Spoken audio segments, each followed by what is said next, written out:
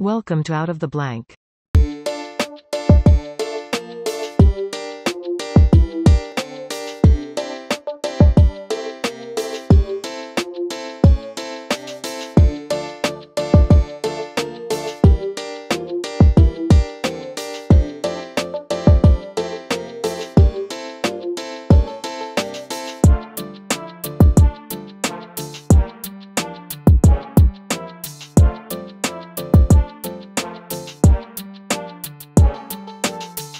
Welcome to another episode of Out of the Blank Podcast. Here with Jeff. Jeff, it's a pleasure to have you on the show. Would you like to introduce yourself to everyone out there listening? Absolutely. I'm Jeff Worcester. I'm the co-founder and director of the Center for Deep Political Research, a think tank in progress, focusing on the political assassinations and historical events from recent history, not just political assassinations, but what we would call conspiracies, that dirty word, and the deep state, which is a term that we feel that has been perverted in recent years, but it's a term that scholars like like Peter Dale Scott didn't coin the phrase, but he definitely took it and ran with it. We definitely kind of focus on that. So that's kind of about where I come from. Could you explain a little bit your idea of the deep state? So I look at the deep state as kind of a small, I wouldn't say a cadre, but I look at it as, I would sum it up with one word: compartmentalization. If anybody's been in, whether it's military, whether it's been in, think of where you work, think of really anything in life, things get compartmentalized. And if you kind of put it into that perspective, you can kind of think of what a deep state does. It's not one big conspiratorial overarching realm. You might have a few people at the CIA. You might have a few people at the DIA. That's an intelligence agency people don't even think of. Most people might not even know the name. That's the Defense Intelligence Agency. You have different people kind of spread out that decide, oh, we're going to work together on this. And some of it may not be a conspiracy. It may not be at that moment they're looking together to commit a crime. They may have been working together, collaborating on some project that may have some sinister leanings, but they're working together. They know one another, but some of that starts to kind of get together, and then they know people from another organization, and over time people know each other, and kind of that develops into what's known as a deep state. And over time, maybe some of them die off, crimes are committed by some of those people, things of that nature. And I mean, things are not always what people seem, but on an innocent sense, compartmentalization is what people do. Your boss tells you, you may work for a contract company, and your contract company may say, well, I can tell you this information, but you can't tell that to the client, not because we don't trust the client, but because that's written in our contract. And it's that need to know. Whereas we talk about it in a political research sense, because people use that information and they're using it in a sinister sense to commit crimes. So it's kind of all about how it translates, but you have to kind of look at it like we do every day, and how that kind of moves. And I think we kind of take away that we're kind of lifting the veil of it. What was your strike into, or the very first thing that got you interested into kind of the deep political research of things? And I agree with you. Deep state, the term's been hijacked. It's really, people think it's like a bunch of people. It's what I would use for Illuminati. People would be like, Illuminati's not real. And I'm like, well, no, people in black cloaks and doing all that fancy fun stuff, that's cool for TV. Yeah. But when I talk about just a bunch of people who are connected that are able to pull strings and make things work in the way that best fits their favor, I mean, it's in the sense, it's like insider trading, but on a larger scale. I mean, you have, like you just mentioned, individual actors, CIA intelligence, whatever you want to say, people that are involved in those corporations who necessarily don't have the same viewpoints or the same objective goal as other people that are involved in those organizations. Doesn't mean that they're enemies. It just means that, yeah, I work for the CIA, but I also work for something a little bit, bigger than that. And that's where I talk about an Illuminati type thing. I do think it gets tied in with business. I think it gets tied in with a lot of other things. Media, I think, has a strange connection in it as well, too. But I think when we say the term, a lot of movies kind of fantasize it up a little bit, but they make it seem like this giant thing of people that are doing crazy things that are like, Moloch statues and all this. I think that's a lot of fun for show stuff. Sure. Like you get a bunch of recordings of that, leak that, whatever you want to say. And people think that's exactly our government's doing that. And that's how you get crazy people that do crazy things. I don't think it's that. I think there's a lot of people that are in positions of power, and you don't know why they're in positions of power because you don't know who they are. And that's the best thing when you're in a position of power. You don't want anybody to know you're in a position of power. But even saying this stuff, people who aren't in on it, people who don't know about any of this type of stuff, they think that's conspiracy talk. No, it's real. There's real things in this world you can question. And when you find out why the things are going the way or something specifically happens, you realize the incentive behind it is usually money. It's usually some type of thing that starts to be reasonable once you start talking about it. Yeah, absolutely. Absolutely. And I know that we had talked a little bit about the pains, and after having watched that documentary and seeing things, and I wouldn't consider myself a expert on that facet of the JFK assassination, but I'm definitely pretty versed. And you kind of you remind yourself that different people within different characters within the assassination, and really within these conspiracies as a whole, the puppet masters, if you will, and you use that term, and people think, well, that's again getting back to the grand conspiracy. But there are puppet masters. There are the larger players within this. They take and they dangle things over people, and whether or not somebody like Ruth and Michael Payne or George de Mohrenschildt, another likely player at some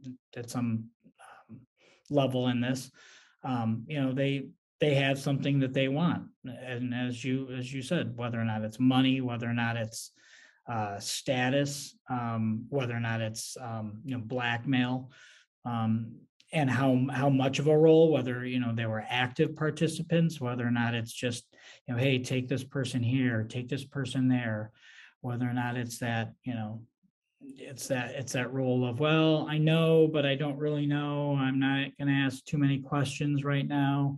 It's, well, my sister works for the company. My sister works for the CIA. I'm just going to kind of, I'm going to stay in her good graces. I'm going to do a couple favors for her, but then that's it. Just this other one. And then that's it.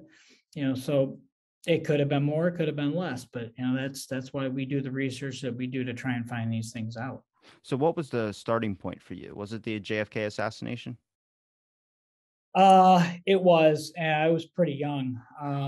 My mom actually took me to see the movie JFK, Oliver Stone's film, when I was when it first came out. So I was in elementary school at the time, and I was getting out books and everything. So I mean, I could hardly consider myself a researcher. I probably didn't understand, fully all the stuff I was reading, but I was getting out the big books. I do remember getting out the Warren Report right away, because I remember, Kevin Costner's Jim Garrison talking about, how much you couldn't, you couldn't they couldn't hold up. And so I started reading through it, and none of it made sense to me. And I was somebody who aspired to, at that time, work in law enforcement, and it was just, none of it made sense to me from any perspective. And then I started reading, of course, a lot of the other skeptics books, and wasn't long before I started jumping on the bright side of things as far as I was concerned. And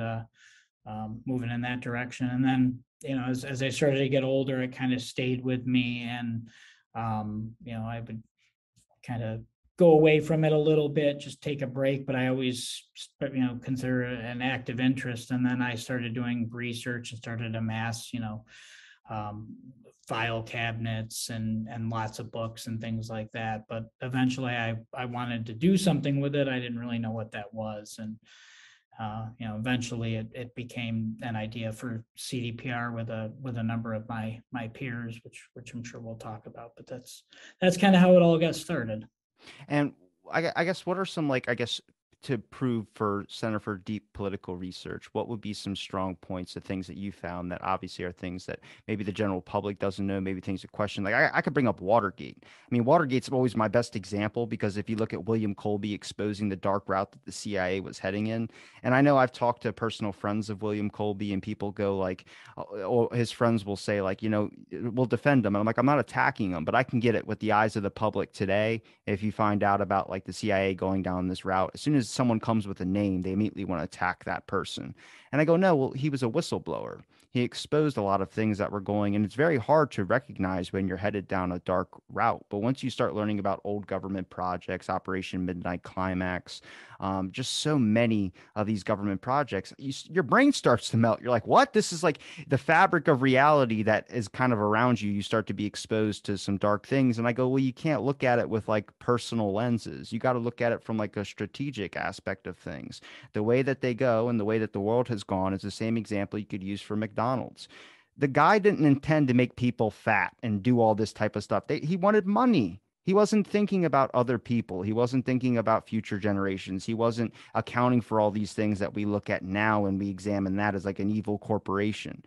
That's where you have to keep in mind when you look at a lot of this stuff, when you're looking back through the eyes of history. You can't be looking through 2020 vision. You have to be going through it through what was going on in that time period. Put yourself in that person's position. Nuremberg trials are the best example, forgiving Nazi scientists just because they did something horrible, but we needed research. That's a strategic move. And you say that to people, and people go, oh, so you're defending the Nazis. It's like, that's not what that is. You can't take back what happened, but you can learn from whatever they discovered and make sure you don't have to do the same exact thing. Yeah, I mean, and since you brought up the Nazis, I mean, that would be one example. I mean, bringing over the Nazis would be one example, and that's getting further back in history. And I know that that's something that a longtime researcher, she had a talk show, Mae Brussel. She talked a lot about the crimes that were committed by the Nazis, and then just in bringing them over here. And some may have been involved in different facets of the JFK assassination on the right wing, if you go down some of those angles.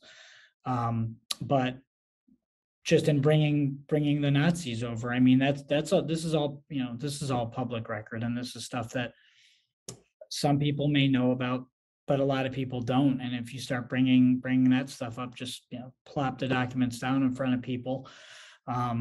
Watergate's obviously a big one, and I mean, I'm a big document guy. I know.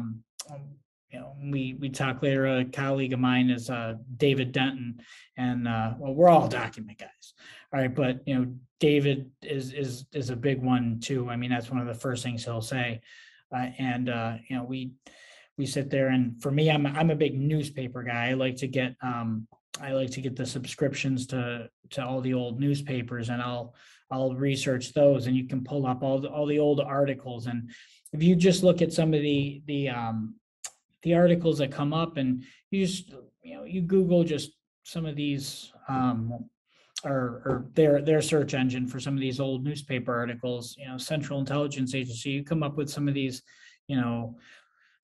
big name newspapers, small town newspapers, and you'll get, like, especially at the time of like the Church Committee, the Schweiker Committee, you'll get all of these different conspiratorial type articles that some we talk about, and you've talked about on your show, with in regards to like the druggings and things like that, and some were new to me.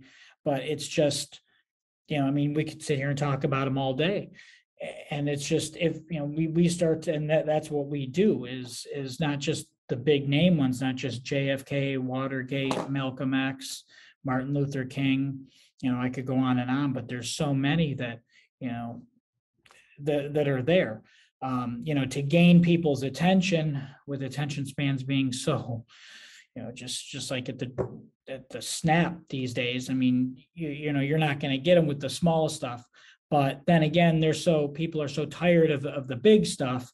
So, like you said, I mean, you gotta be able to say, things like, well, we always talk about in JFK, it's the magic bullet. You got to be able to hold that pristine bullet up there, and then you got to hold, that 399, and that piece of garbage that's all beat up, and be able to say that, you really think that this bullet made all these wounds, and you got to be able to show the difference in those two, so that the layperson can say, well, no, I see where you're going with this. I mean, that they're not going to necessarily, give in and join my organization. We don't have members at this time, but they're not necessarily going to, well, all right, we'll sign you up. Why do you think it started? Do you think it started really to protect innocence? I believe that it started with good intentions on the aspect of there's things that their government is probably doing that the public shouldn't know about, mostly to keep your own sanity, because your mind will melt when you start finding out about a lot of this stuff. And I think it has since then, over 50, 60 years, 70 years, whatever you want to say, has just gone down a really dark route. I think it's headed down to this aspect where I always point at the Kennedy assassination as a day that they got away with it, but just barely. And when I mention that, people go, what do you mean? I go, because if you can take that day, 1963, and you can look at all the events that have came out that are documented, which is weird to me how some people will be like, yeah, we did that. And then on other things, they'll go, no, we didn't do that. And it's like, what are you talking about? It's like we have the document proof, and then we have document stuff, but it's still left to conspiracy or left to question. Where I go, you can take 1963, any events that follow after that, Watergate, Operation Midnight Climax, Edgewood experiments, whatever you want to say, and you can see that, okay, now they just started like not even trying to cover up a lot of this stuff as well too. They just kept kind of going and going and going, and we have documented proof to really show that. A good example of when we start looking at dissemination or propaganda, I would say, is there's one called like Project Evil Eyes or something like that, and they had little figurines that they would ship overseas to China, and they're Osama bin Laden little action figure things, and they put some type of translucent paint or some type of paint that when lights are turned off, it shows a devil face, and it was to incentivize that this is terrorism and you should be afraid of it and it's scary. And I go, that in its own is insane. And I found that coming across the Blue Sky memo I was telling you about, where you get across this thing of like, I get that there's things that you do so you can have actions later. And it's kind of like looking at things of the long game. And it's very, very hard for people to understand. And my whole importance of this thing is, I think there's an importance to innocence. There's an importance to not, think that your government's up to evil stuff all the time, because then you'll start being like really conspiratorial. You'll end up into QAnon stuff, or you end up down this kind of dark route. But there are things that you need to question, and there are things that you should see as red flags, because when you lose your aspect of critical thinking, then you enter a really dark territory where the reality that you're wanting to live in is necessarily not the reality that you are living in. And I think that's an important thing. Yeah, I couldn't agree more. I mean, for me, somebody who has worked for politics and 10 years of my life, and I've done a number of things, but politics was a little tenure. Did you smell sulfur around anybody? A few, a few. I naturally thought that I could do good, and yeah, there were a few people that wanted to do good, and in that realm, I mean, there were definitely some people who do want to do good, and then you can see how I didn't work in or near any high-ranking politicians who were on any committees or anything like that. I was working on the campaign side, so mainly just trying to get people elected. And I tended to pick people who I thought had good hearts and were just not very good politicians, so we never won. But for the most part, anyways, I did work for one elected politician. But it's definitely, to getting back to what you were saying about, sometimes people, or sometimes things, may not always be sinister. And I would agree, especially, I mean, sometimes things are just depressing, and sometimes I walk away with that feeling. The idea, regardless for me, I was, to bring politics into it, just to say, I mean, I was a Democrat, but I mean, I consider myself, these days agnostic, but I just walked away kind of feeling, politics still have a purpose. I don't consider myself not democratic thinking, but I just feel like a depressed person. I still have a lot of the same feelings that political systems have a purpose, but even while I was in politics, I still quietly did my deep political research and thinking of the irony of what I was doing and knowing what I saw. But I wouldn't have worked in politics if I didn't think that these systems still, I mean, Kennedy was in politics, JFK was in politics, so was RFK for that matter, because naturally they didn't foresee their assassinations, or maybe they did a little bit, but because they saw some greater good in what they were doing. So I kind of thought I could do both. So I tried to see the good in people, but it was just too damn depressing for me, ultimately. So I mean, I do see that there is some good in some of this. Every single thing that happens is not a criminal conspiracy. Now, I talk with Richard a lot about that, and all of my, Richard Bartholomew and a lot of my colleagues about that. There's conspiracies every day, not criminal conspiracies, but once it becomes a discussion to engage in a crime, then that becomes what we would call a conspiracy by law. And so, it's, but politicians talk every day, whether it's Democrats, Republicans, Democrats, oh, we're going to get together and do this. We're going to get together and sabotage this bill. We're going to do this. And, I've seen elected members come in and tell their entire party, I'm going to do this. I'm going to vote for this. And everybody's all excited. And then all of a sudden they walk in, they vote the opposite way. And everyone's just completely shocked because they quietly agreed with some lobbyist or somebody else that they were going to do the other thing, and we're just like, what? Because they're going to get shot if they say that. That's what I talk about. Like, I always mention this part, and there's a video. I don't necessarily know if it's not the Zapruder film, but there's a video of the motorcade where JFK is like waving to everyone, and then he like looks, and his face kind of like drops, and his hand drops. And I mentioned this to Rich, and he goes, you can't assume, like, maybe he forgot his speech and he just realized he forgot his speech or something like that. But I use that. I go, he just looked like he saw somebody, and he looked like he was looking directly at the camera. Like, I don't know how big cameras were back then, if it looked like somebody holding up something and that could be threatening. I mean, if you've already had assassination attempts on you before and you think it could happen again, you're obviously going to be reacted to something from a distance if you can't see far enough. I don't know. And I go, when his face dropped is like every time I see a politician, when they go up and they say, I'm going to vote for this, and then they never keep their promise and they go usually the opposite way. And I go, this is what happens when you find out that you think that you have all this power when you get in there, and then you realize you don't. And now you're kind of looking at it like a face type situation where you're really the face. You can make maybe some common changes, gas prices and things of that sort. But overall, you're in a structured system. And you necessarily don't even know that you're in a system until you step on it. Like once you get out of line or whatever you want to say, I think it started with the Industrial Revolution.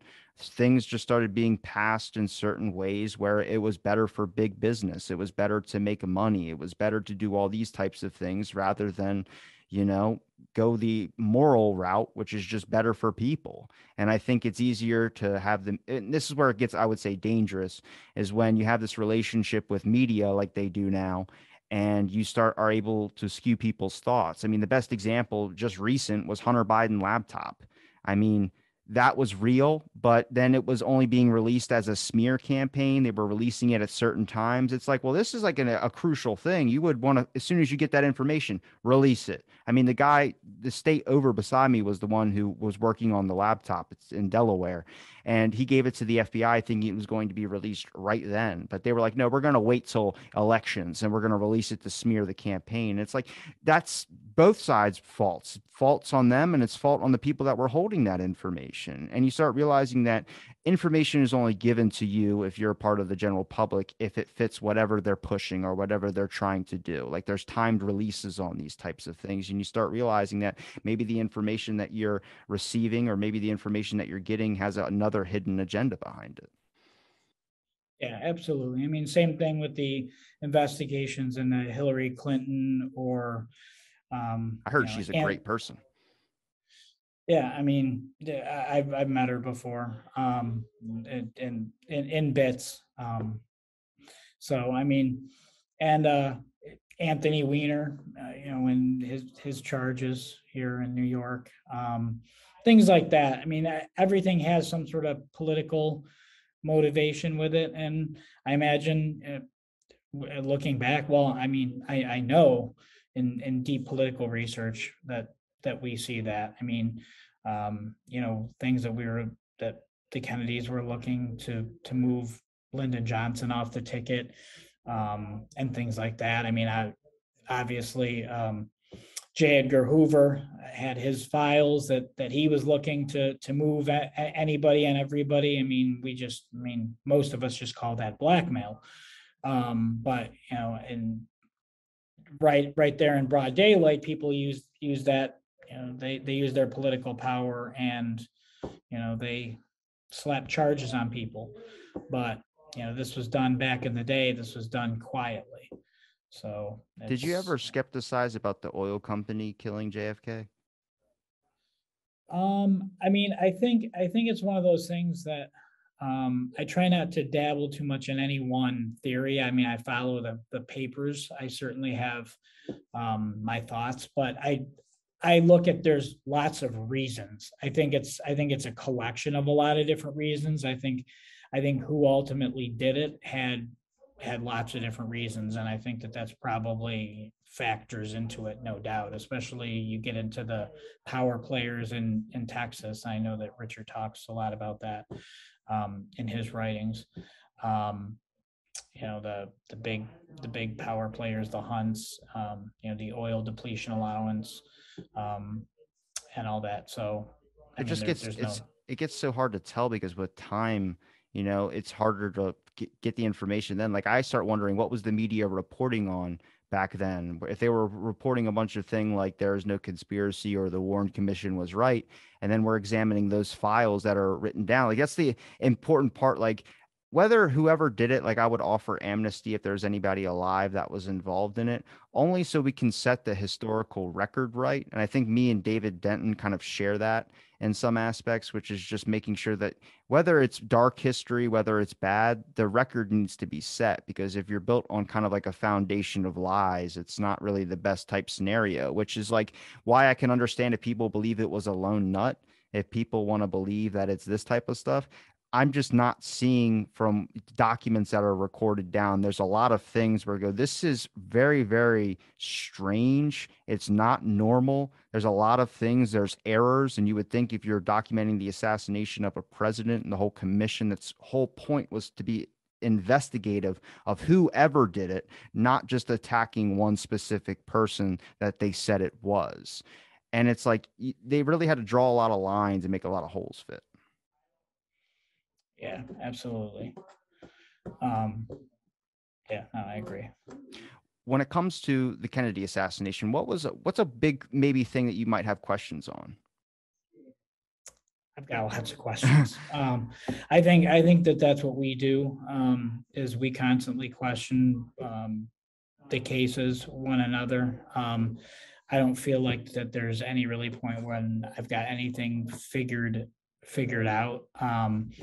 I think with the intelligence questions, especially in regards to In regards to like Oswald, you're always going to have questions. The Paynes, DeMorenschildt, people like that, you're always going to, because that's the very nature of intelligence agencies is, people always say, well, if you worked for an intelligence agency, you're not going to know because you work for an intelligence agency, right? Though on it, I tend to disagree with that. I think that there are some ways of finding out, but not directly. I mean, it's not going to be completely spelled out on paper, though. With Ruth Payne's sister, it is. But I mean, her position was a little bit different. She worked and she was I believe she worked in some capacity as a psychologist or something of that nature, but she did contract work for them. And, people that are contractors and things like that. And if you're employed in different capacities, you may be, but generally, if you do what we would call conspiratorial work, you're not going to be named in a document. Something like that's not going to be on paper anyways. But and obviously, if you've done something wrong, those papers are most likely going to be destroyed. Key players like that, but that doesn't mean that you don't keep looking. So people like that are what most of us, whether it's we think that we may all have different ideas, with my colleagues and I, at least of the role some of them played, but we want to track that down. So I would say, intelligence agencies and how much they had to do with different people like that. I mean, Oswald, I think is that's what we can all agree on. There's no doubt. There's as Schweiker said, Senator Schweiker said, Oswald had fingerprints of intelligence all over him. But I think, that's definitely one. I think the physical evidence is one that we could probably kind of argue on. What do you think we'd argue about? Because that was a tricky subject. I started finding out. Like I've had Gary Aguilar on here. I've had a bunch of people who look at the medical evidence about things, but there's parts I agree with some of them, and there's parts I disagree. Like I don't think they bashed in Kennedy's head during an autopsy to be able to pull bullet fragments out. I don't think that happened. But also, I'm not 100% sure either. And I think that's where like a lot of this stuff I mean, it's the best strategy. If this was a whole setup, I mean, if you look at the community, the people that are supposed to be researchers or experts into studying the thing of JFK, I see more fighting than anything. And I've always said that, like, it's the weirdest, most toxic relationship thing ever, where I start going, it's like, you're all in the same goal of like trying to figure out what happened to on that day in 1963.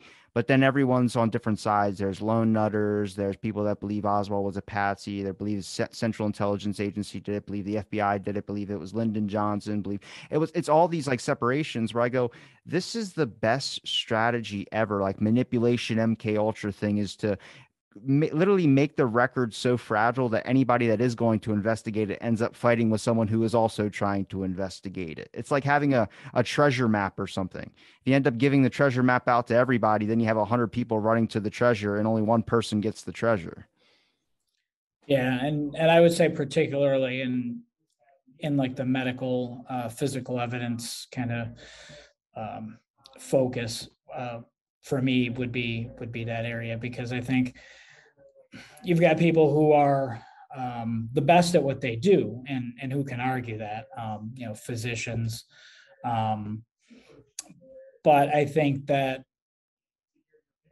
they'll have good points. They'll have points that, we may question privately, some maybe not so privately, but then, you feel that, well, I don't really have too much of a leg to stand on. I'm not going to question somebody who's a PhD, who's a medical doctor, on the viability of this medical argument or something like that.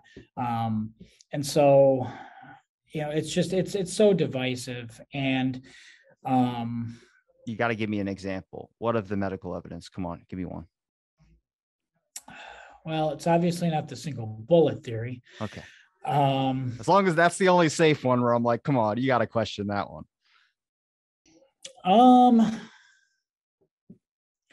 Yeah, I mean, I think the biggest would probably be, whether or not there was um, whether or not the autopsy was probably staged.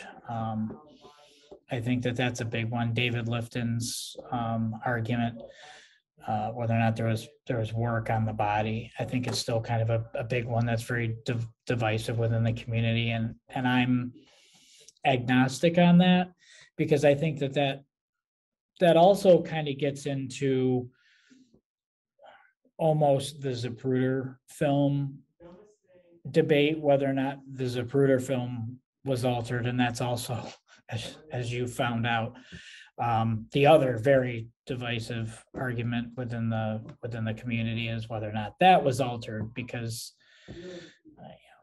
kind of, if you have one, then you may have had to have altered the other one, to correlate with those wounds and things like that. So it may not necessarily be true, but it could have to have been. So it's all like, it's really all muddy water there. And so I wouldn't say that I stay away from muddy water. And I'm not trying to say I'm the kumbaya guy either, but because let me be clear. I mean, there are we do know that there are definitely camps of intentional disinformation within the community, but there's also, I didn't until recently. I see some people say like the lone nut, and then they say like you must be. I can see some things where I'm like, are you a government agent or something? But then when people start like rattling off names like that person's an agent, that person's an agent, that person's an agent, and I'm like, really? Like I just to me I don't know. Like I said, it's the same thing with the autopsy. I would be agnostic on the David Lifton kind of best evidence type reaction to the autopsy too, because I've never seen any record of that happen. I mean, maybe there might be records of it happening in history before that. I also don't toss it 100% out either, because I can't know what I don't know, you know? Yeah, no, that's a fair point, but I think that there's sometimes you just got to follow, just like with Watergate. Sometimes you got to follow the money, and not trying to say that everybody that writes a book is writing it for nefarious purposes, but sometimes people that get money to write a book, depending on what the book is written and what they're writing, sometimes that tells the tale. Sometimes people get a lot of money to write a book from certain organizations, and they never write a book. Sometimes that's interesting. So, there's lots of things like that pop up in our so-called community. That make one person or large amounts of us skeptical of the other. But then there's disinformation, which is more innocent. That's when somebody writes a book, and maybe gets something wrong, and because they're maybe attached to their pet theory, if you will, and they have a vested interest in doing so because, well, they wrote a book about it, and they either want to just keep selling that book, or because, well, like all of us, maybe we get a little attached to our ego and we don't want to admit that we're wrong. So they kind of keep doing it. Well, that's disinformation, whether you like to admit it or not. And sometimes that happens, and things like that create a lot of problems within this community, and it's that's just so problematic. And I've noticed it much more. I mean, it's everywhere, but it's definitely been more apparent to me when you get into talking about like the physical medical evidence and things like that. So I just kind of try and stay out of that. They're all valid points, especially the Zapruder film. I'm fascinated by all that stuff. I'll take in all the presentations on both sides. I like all the people involved on all sides, and I just try and keep, as many people together as I can, because I think that they all bring things to the table. And that's really what my organization kind of hopes to do. We're really in infancy stages. We have a lot of great ideas, but we don't have funding. We're really looking to kind of build on what we feel is a great idea, and but unfortunately, it's the economy is not great, and people need to put food on their table, and they need to be able to put gas in their car. And right now, if they ever cared about conspiracies, this is not really the best time to kind of push that. But we're motoring along, and right now it's more important to do the work, regardless. So, Do you think that um, you would actually get an organization established for this? Like, do you think that would actually get like, are you looking for government funding? Are you looking for obviously be financially paid for probably by your own, just so you don't have any influence in your thing? But like, even with a website, like I see you have a link to your sites, but I click on it and there's nothing there. And I start going, I go, that's like a big incentive. Like nobody's either unless they label you conspiracy and they give you like an Alex Jones rep or something like that, then maybe you could be an organization, but in no way is any force going to let that happen. Research into the things that they're doing, common examples like we talked about Watergate, all this. It's the same thing I brought up with Randy Benson about the Searchers film. I go, why weren't you talked to by any other person, like establishing like a network or something like that? Like, it's funny, controversy sells to a point. But then you get into like conspiracy stuff. There are some like Flat Earth gets a documentary. But then Oliver had to go overseas to get funding for his JFK Destiny Betrayed and Revisited thing. Like you start getting into this aspect of like there are certain topics that are like untouchable unless it agrees with the narrative. And then you get like the Gerald Posner route. You get all the people that have won Emmys and awards. And it's because they all agree with the official story. But if you ask anybody, do you think there was a conspiracy behind that? People will more than likely say yes to you. Around like 80%, I think, of people at the time thought that there was conspiracy behind it, whether whatever that conspiracy leads into is something. But if you're making a center for deep political research, I go, if this thing has enough, like you do have enough evidence in history to look through, any historian will tell you there's dark parts about our history.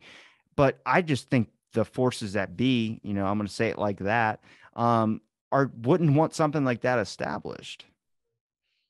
no, you're not wrong. And the biggest hurdle that we have is just to establish a nonprofit. I mean, we haven't gone ahead and done that yet. And there's other organizations in the community that different missions may be similar a little bit, but that have kind of weighed the idea of 501c3. And I've looked at the paperwork. I'm not a lawyer, and I didn't consult a lawyer at the time, but I'm a little bit familiar with nonprofits. And just to look at the paperwork, I mean, the idea of you're requesting from the government, and going in that they're overseeing everything that you do. Yet, they oversee Scientology, and regardless of your view on the Church of Scientology, I mean, just look through history and the bouts that they've had. Some think that they allow it to exist, and they had some think that they kind of coexist, and maybe they have intelligence agents trained within the church. There's different views on that as well. They've also had some Fletcher Prouty, who is a intelligence agency member, and also did some good work on behalf of the JFK assassination, got some stuff published by some Church of Scientology stuff. So that's where you kind of look at things and say, well, you may think something is bad, you may think it's good, but they published some of our stuff. This was in the 70s or 80s, I can't remember, but you know but as far as funding, they're still regulated by the government. But they also had that bout with the IRS, number of years back, and then they lost their 501c3 status. And I'm not advocating in any way the Church of Scientology. I'm just saying that that's a very controversial organization, and that's one that they actually allow. I've So talked to a lot of people who have been on the podcast with Mike Rinder and Leah Remini, who are very, very vocal anti-Scientology people. And I definitely think that they're working together. I don't necessarily think it's like this type of thing, like they're all like doing secret deals together. I just think whenever they like the government's doing something and they need someone to be attacked by the media, I think that's a great narrative to start pushing. Like you start seeing Scientology trend, or you start seeing some weird, trending things on Twitter or whatever you want to say, just of Scientology randomly out of nowhere. Like it's the Will Smith slap thing. When Will Smith was trending for a month and a half, I get that was a big moment. I think for the first week it was trending on purpose. But then that was like the only thing. And then I started kind of going like, what's happening right now that we're not seeing on the news? Like we had Gabby Petito trend for 2.5 months. I've never heard of that lady in my entire life. Apparently she's like a really popular influencer, but she was missing, and that's all news was reporting for the longest time. And it's like these narratives that they hit the environment topic, they hit COVID, they hit all these types of things, but they're usually it's something else, you know what I mean? And then like remember they hit Russia and Ukraine, it was big. And then now like they don't even really talk about it that much. At least I don't see it on like CNN, I don't see it on Fox, I don't see it on all these things. It's something else. And it's like the issue isn't gone away, but I guess all the fun is out of it. I don't know. But you start realizing it's like there's things you can start questioning more when you start looking at just how our media is. I mean, our media is manipulated to hell, and that's one of the biggest issues because it skews your thoughts. I mean, it changes your perspectives on things. yeah, that's no doubt. I mean, and having worked on the political side of things too, I saw that as well. I mean, I worked for politicians that, even just local politicians, you would see how news media would focus come election time at a certain story that you thought was, whether it be about a candidate's personal life that that was a dead issue, local news media already knew about, but that they came digging back around come election time because, well, you knew it was most likely that somebody got them riled up again or something like that, or but things like that work because, well, people feed it to them, whether it be political professionals, intelligence assets in the media. And you could speculate, obviously, but there's definitely something behind the scenes that has to be some sort of motivation to get stuff going because there's, I mean, public interest, sure, and there's, but like you said, I mean, when somebody's, I hadn't heard about, I mean, don't get me wrong, I was, as a father, I was very interested in ultimately what happened when Gabby Petito went missing, but I hadn't heard of her beforehand. Girls go missing all the time. That's the thing. It's like there's tons of women and men that go missing, but then this specific one was reported on for an extreme amount of time, and it was just like that was suspicious to me. Yeah, no doubt, and women of color, in every community go missing every day. So it's just, no doubt, and just watch that news cycle. I mean, you look back to Watergate and things like that, and the way that news cycle shifted around or to deflect usually Well, how different many things events. have been pandemic related? But then last year alone, from the ages of 19 to 49, I think there was over 100,000 deaths from opioids. And I hadn't seen one talk about that. I had to look that up. And you start getting into this aspect of like, why isn't the news reporting on that? Yeah, no, absolutely. I don't see any coverage of that. I just think this is all like stuff where like it sounds like like yeah, there's issues that happen all the time, but there's obviously clear things in there as well too. I mean, I think the pandemic was the weirdest thing as well too. I'm not saying like there's there obviously was disinformation, there was misinformation, there's things we didn't know about either. But it's just it became this thing where it somehow was super tied into politics too, on the base decision of like masks, all these little things that ended up now like nobody even talking. We don't talk about the 6 foot rule. At least I don't. Nobody in my state does. That's like gone out the window. It's like junk science now. And you start getting into this aspect of things of like every single topic you can possibly think of. if given enough attention and reported in whatever way that wants to be reported, can be manipulated and is tied in with politics. And that is a very, very dangerous relationship. Big example, we talk about the Center for Deep Political Research. Imagine if a disinformation board ended up taking over and installing censorship everywhere. You think that they're going to let that happen on an aspect of you might be, in their eyes, incentivizing disinformation that the government's evil, when really you're just trying to show them that there's things you should question about your government? Yeah, no, I completely agree. I mean, talk about media coverage. It just occurred to me that, opioids aren't going to get a whole lot of coverage when you get people like Joe Manchin, who, his daughter's the CEO of a big pharmaceutical company. They got flagged for, for all those issues.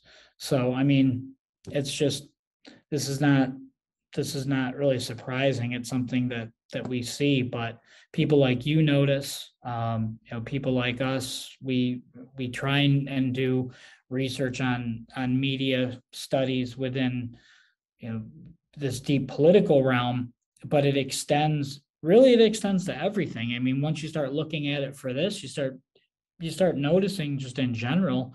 I know that Joe McBride, who you had on recently, his latest book, I haven't gotten through it all yet, but it's tremendous, is on the media aspects of the JFK assassination. And there've been a couple books that have focused on how the media handled it, but you can extend that to everything. You just watch the media, watch this, even the local media as well, but watch the national media, and just like you said, watch how it shifts at any one time. I know Mae Brussel, who I had mentioned, she constantly talked about how the media approached different scandals and things like that, and how they deflected. It's just, it's very telling.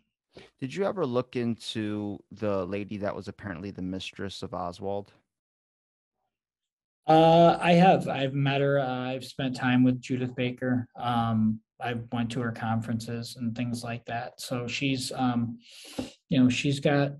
a very, very compelling narrative. I think where a lot of another very divisive part of the community right now, I think, is Judith Baker, and I think it's not a personality thing so much as it's just that documentary proof thing. People say, well, where's there a photo? Where's there a document? She does have a pay stub that puts her at the Riley Coffee Company at the same time. But people's argument to that is, well, that means that you could have been there, and so that doesn't mean that you met him. So people are always gonna argue to that. Again, I tend to believe, portions of her story. I don't.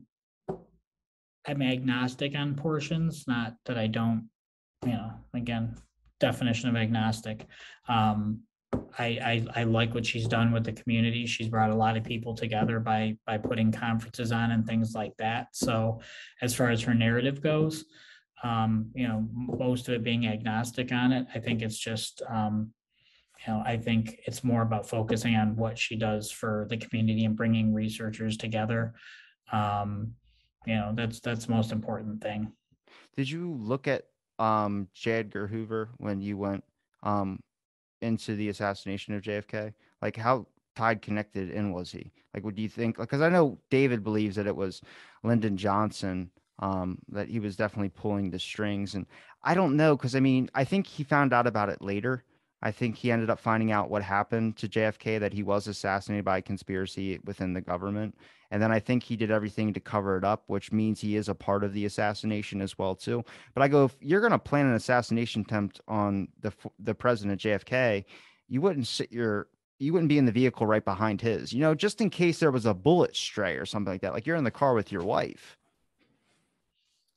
J. Edgar Hoover, it's hard to think that he didn't know anything was going to happen in advance, because he knew pretty much everything that was going on. But kind of the documentary proof leads more to believe that he didn't know in advance, that he did just kind of cover up afterwards. And I'm, as far as LBJ, um, I tend to believe, based on what I've seen, that he had some advanced knowledge, but probably limited. Definitely not.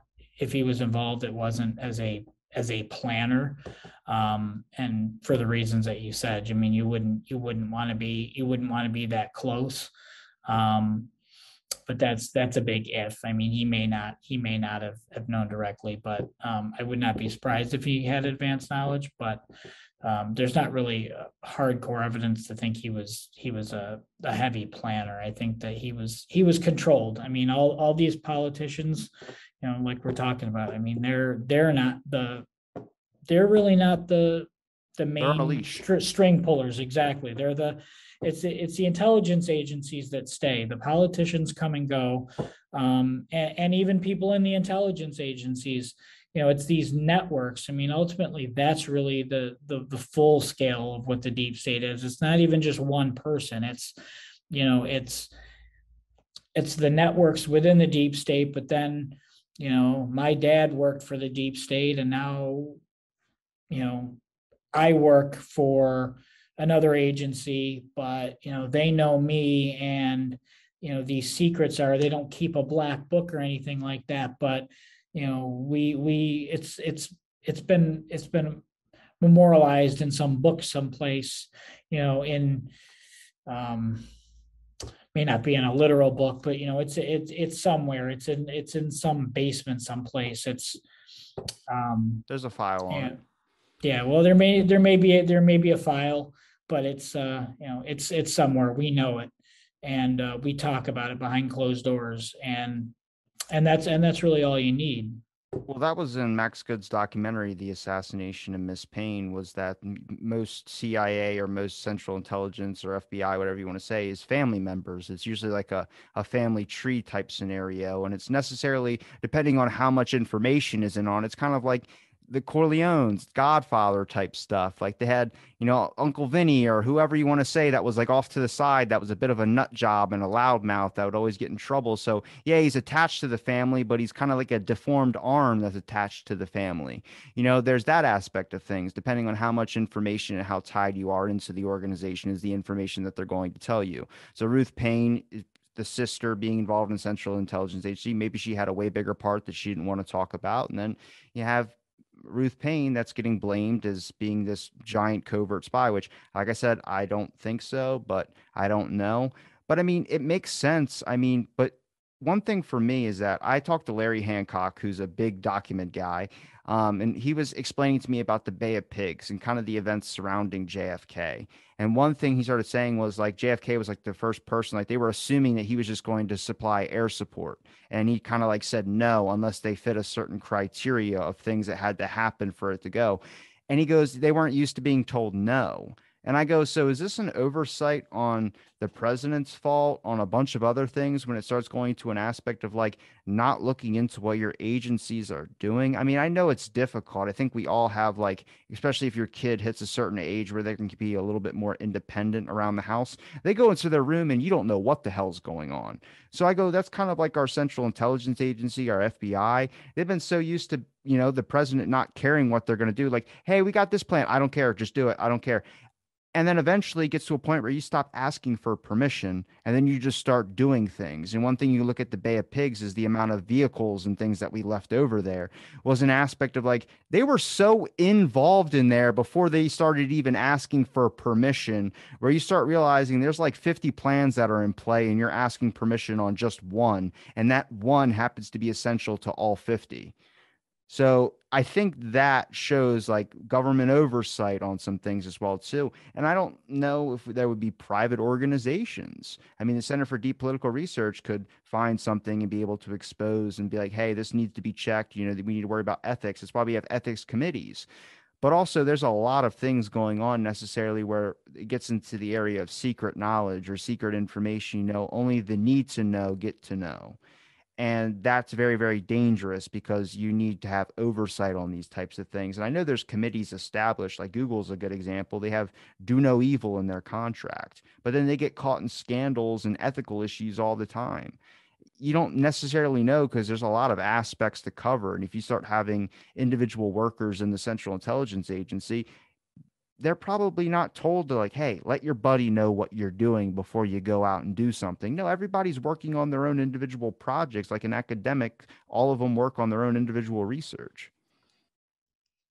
Yeah, yeah, absolutely. And I think when you're talking about families, I think that's why you had so many spouses too. I think it's people's human nature that they're going to talk, and yeah, I think people talk to your spouse. Confidentiality agreement aside, I think you know you're going to talk to your wife, you're going to talk to your husband.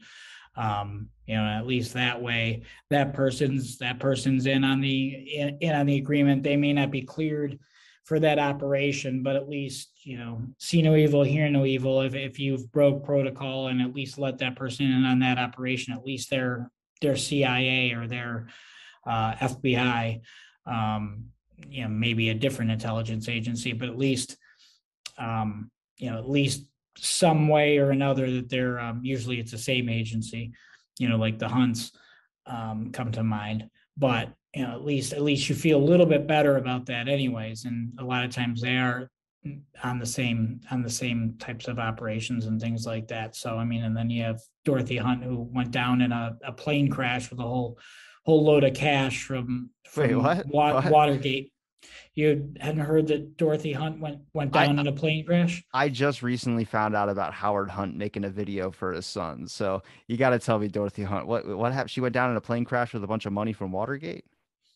Yeah, so she was supposed to deliver she had a payoff for one of the Watergate burglars, and she went down in a plane crash. That was I don't think that they ever proved, but obviously, it's kind of a weird coincidence. I They didn't forget how find a much mo they didn't find a black box recording. I don't Every know if they plane did or has a not. black box recording of the cockpit because it's evidence in case there is something, you lose a plane or something like that. You have this black box recording to know it's basically indestructible. A plane crash can happen. It could be lost in the ocean for months and you could still find that recording and it will still be there. If they don't have a black box recording, that is a speculation on a crash that you should investigate into. Yeah, yeah, definitely.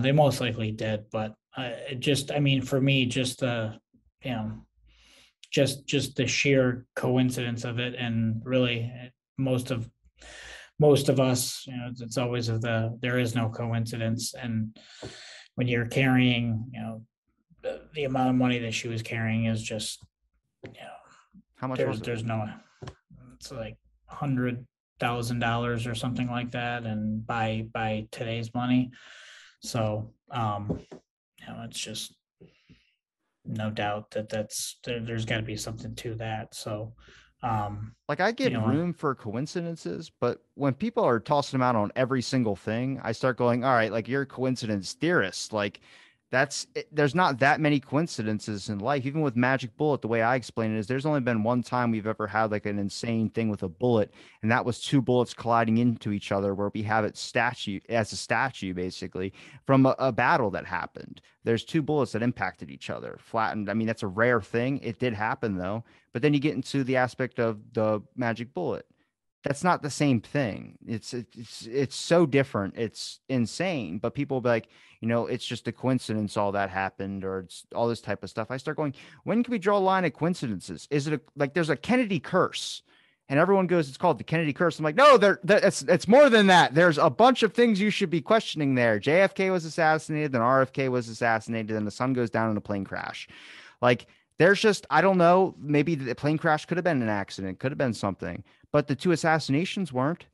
There, whether you want to say Oswald did it or not, you still get that's an assassination attempt. That's why it's that. It's not a coincidence, but it seems like there's a lot of coverage. It seems like to make some things fit, you actually have to do more work, like mental gymnastics to believe like the full Warren Commission thing, but people do. Yeah, I mean, it's amazing what people make themselves believe just to feel comfortable. I see it all the time. I see it, we see it in work, at home. I think people, it's a scary world. People want to go about their days and they don't want to think about this stuff. But we try and we like to, we do it now, but we'd like to, as an organization, that's part of what we want to try and do is make people uncomfortable, um, to make them see this stuff at least in small increments that they can take, with their attention span, is show them that this history matters and it's still happening now. Um, Maybe not in the form of assassinations like they used to happen, but assassinations look differently now. They're character assassinations. But you've got the media in a different way now. Now you use your media as your weapon. And I wouldn't say that assassinations can occur in the same way, in that real way anymore, but they probably just aren't as necessary anymore. But I think people are just, again, they're just going about their regular lives, and we would like to just kind of, make sure that they understand that there is value to that history and see that it does relate to what we have now. I mean, that's what I try and teach my kids, and I think there is value for everybody to realize that. Do you think people would actually want to know what's going on behind the scenes of things, or do you think they prefer to live in the reality that they live in? I think most people would prefer to live in the reality that they live in, but I like to think that I'm not here to make everybody comfortable. So, however that works out, it works out. But that's just the way I am. So, I'm with you. I think, you know, we don't really care about things that don't affect our, I guess, avenue of doing things. Like, you notice people start complaining when gas prices goes up. It's affecting your life now, but necessarily there are things that happen overseas, and there's things that happen on these other boards that don't affect your personal life or things of this sort. And people don't really care that much. But I think like the best option for the government, which what I would like is like, if people want to know, then tell them, if they're the idea that you can pick and choose what's safe for you to know and what's safe for you not to know. I mean, unless it's like you're doing a middle of a strategy, but like Operation Northwoods is a very big and very kind of like weird issue where, I mean, it sounds like it's a fake plan. Like the fact when I hear Oliver Stone talk about like when JFK saw the documents of that a real thing, he laughed. Like it's insane to think that that type of thing was even planned or written down. Where I go, I'm wondering if that was like a test to see if he was on board. Like if JFK doesn't, think this is a good strategy, then he's obviously not where we're going. And, like that's, I don't know I don't know how much you know about Northwoods. yeah, no, I mean, I'm pretty familiar with it. And it's hard to say. I mean, I definitely feel it could be real if it. I mean, I feel like it's real, but it's just how real. It's scary, no doubt, if it's as real as it could be. I mean, you look at it and you talk about what our minds can possibly get around, and you look at some of the things up there. I mean, blowing up an airliner, an attack on native soil, but then you get to that one and you immediately say, well, what was the JFK assassination? And then I know, some people say, well, that's that's exactly what the JFK assassination was. Well, that's the time frame doesn't fit, but that you know that's the thinking. That's what that led to. But I think that whether that document was their intention to actually carry out those things, or it was kind of some sort of a dangle your feet in the water and see what happens, see how far this guy is going to go with us. Um, you know, who can possibly say? But I mean, I'm with you. I think that you need to.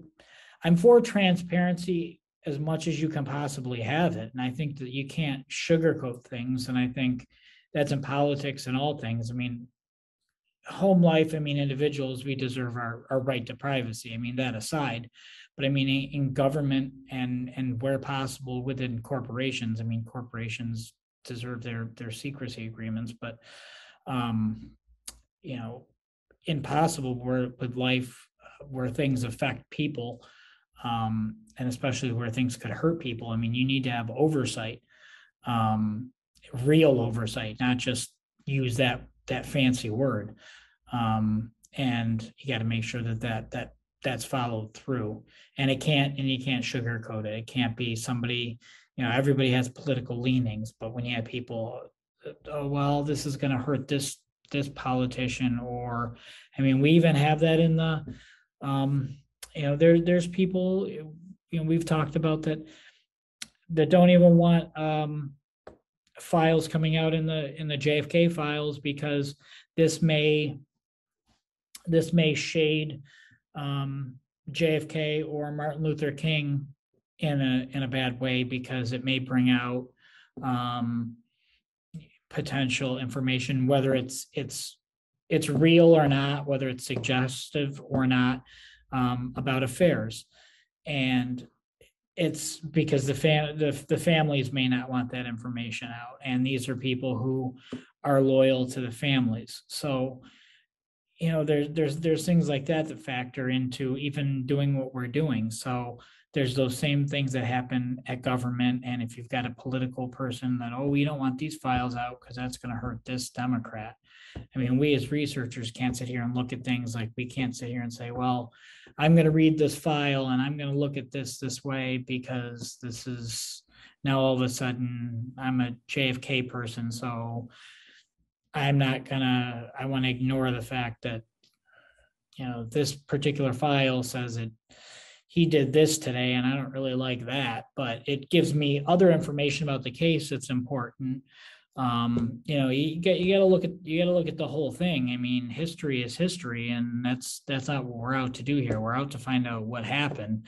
I'm also kind of a criminal investigative mind type person. I mean, I've always kind of been that way. So I mean, I'm just looking for the truth in all things as well. So have you ever came across a document that seemed like it was a fake document? Like when I talked to Larry Hancock, we talked about like the UAP subject and some of the JFK stuff.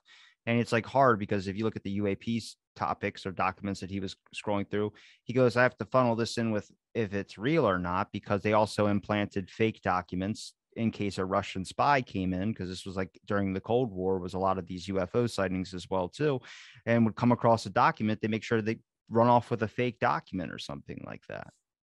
Yeah, there's a couple. There's one that the Mr. Hunt document, the one that's alleged to be written by Oswald. It says, "Dear Mr. Hunt, I'd like information concerning my next assignment." Didn't he call him from jail? No, not Mr. Hunt. Call? That was a hurt. That was in Raleigh. That was a hurt. But Hunt was determined that it could have been either Howard Hunt was obviously one suspect, or some people speculated maybe the oilman Hunt. So you had two possibilities, but there's not really evidence to support it could be either. And from what I've seen, I'm not involved in analysis of it, and that's not really some area I focus. But from what I hear from the experts on that, it's not. I mean, obviously, when you're talking letters, people would be, we'd be holding that up as the crown jewel, saying this is, we should be taking this to court, and right now, and this should be one of our top, 5 points here of why this case should be reopened, or we should be paneling a grand jury right now in Texas, and that's not. We don't have anybody saying that. So, and then the other one is a document that it identifies Oswald as having been trained with the central, and having been trained by the Central Intelligence Agency. So, I mean, that's that document that, again, the idea of, well, if a document exists about somebody working for the CIA. It would never be out there. Well, that's, that obviously does away with that. And because that document allegedly exists. So, I mean, which isn't to say it's not real, but it's typed, but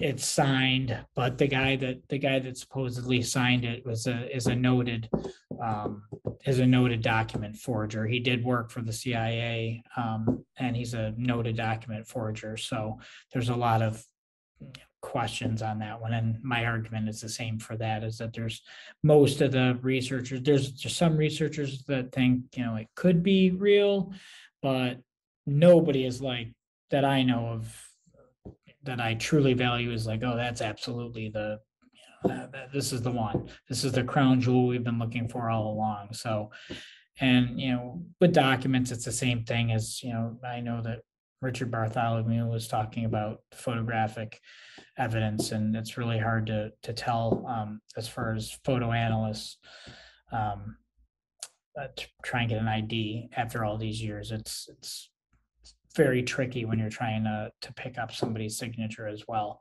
It can be done, but it's difficult. So, but that's kind of where I am on those couple of documents.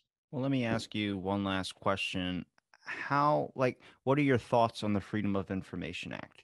Because I think at first I thought it was silly just because, I mean, you're asking them to tell you a secret date about something like they have, like you don't have, like they don't have to show you anything.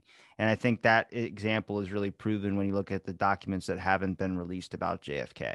I mean, you can get specific dates that could fit those documents, but they're not going to give it to you even if you ask for them. And I think the Freedom of Information Act works for a good amount of things, but I also think that if you do necessarily come across something, they can just not show you it. They cannot give it to you, and an act really doesn't do anything for you there. Yeah, I mean, it's a tough one to really say. I mean, I think it's in theory, it's great. It doesn't really work for, like you said, the things that if it's anything of real importance that they don't want you to see, as you said, they're